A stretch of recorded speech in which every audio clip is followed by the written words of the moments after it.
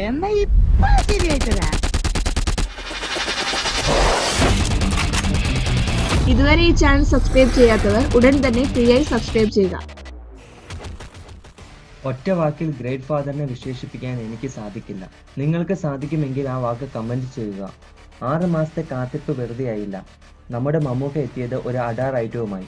ഫാൻസിന് വേണ്ടിയുള്ള ഒരു ചിത്രമല്ല great father, എന്നാൽ ഫാൻസിന് പൂർണ്ണമായും തൃപ്തിപ്പെടുത്തുന്ന ഒരു ചിത്രമാണിത്. ഒരു നല്ല സിനിമ ആസ്വാദകന് ചിത്രം പൂർണ്ണ സംതൃപ്തി നൽകും. കുറ്റം മാത്രം കണ്ടുപിടിക്കാൻ വന്നിരിക്കുന്നവർക്ക് എത്രമാത്രം ഇഷ്ടപ്പെടുമെന്ന് എനിക്ക് പറയാൻ സാധിക്കില്ലല്ലോ. സ്ലോ മോഷനും മാസ് ഡയലോഗുകളും മാത്രമുള്ള ബിലാലിന്റെ രണ്ടാം വരവല്ല ഗ്രേറ്റ് ഫാദർ. ഒരു കുടുംബത്തിന്റെ കഥ, ഒരു നല്ല അച്ഛന്റെയും മകളുടെയും ബന്ധത്തിന്റെ കഥ. ഇന്ന് സമൂഹത്തിൽ ഒരു കുടുംബത്തിന്, ഒരു സ്ത്രീക്ക്, ഒരു പെൺകുട്ടിക്ക് നേരിടേണ്ടി വരുന്ന പ്രശ്നങ്ങൾ, അത് ഏറ്റവും മനോഹരമായി ഒരു ത്രില്ലറിന്റെ രൂപത്തിൽ അവതരിപ്പിക്കാൻ ഹനീഫ് അദീനിക്ക് സാധിച്ചു. ചിത്രത്തിന്റെ ഏറ്റവും വലിയ ഹൈലൈറ്റ് എന്ന് പറയുന്നത് മമ്മൂക്കയുടെ ലുക്കാണ്. ഈ പ്രായത്തിലും ഇത്രയും ലുക്കുള്ള വേറെ നടൻ ലോകത്ത് ജീവിച്ചിരിപ്പുണ്ടോ എന്ന് സംശയമാണ്. പിന്നെ അദ്ദേഹത്തിന്റെ ആക്ടിങ്, അത് വിലയിരുത്താനുള്ള യോഗ്യത എനിക്കില്ല.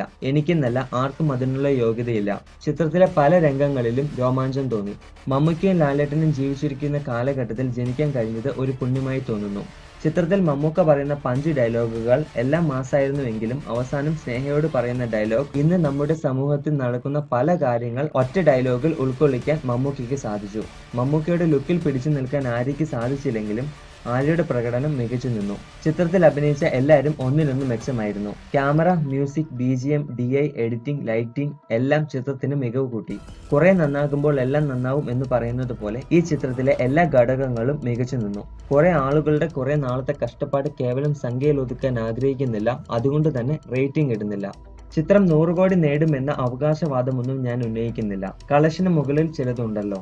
എന്തായാലും ചിത്രം എല്ലാവരും തിയേറ്ററിൽ പോയി കാണണം. ഈ അഭിപ്രായങ്ങൾ തികച്ചും വ്യക്തിപരം മാത്രമാണ്. നിങ്ങളുടെ വ്യക്തിപരമായ അഭിപ്രായങ്ങൾ കമന്റിൽ രേഖപ്പെടുത്തുക. കൂടുതൽ സിനിമാ വാർത്തകൾക്കായി ഈ ചാനൽ സബ്സ്ക്രൈബ് ചെയ്യുക. ഈ വീഡിയോ ഇഷ്ടപ്പെട്ടെങ്കിൽ ലൈക്കും ഷെയറും ചെയ്യുക.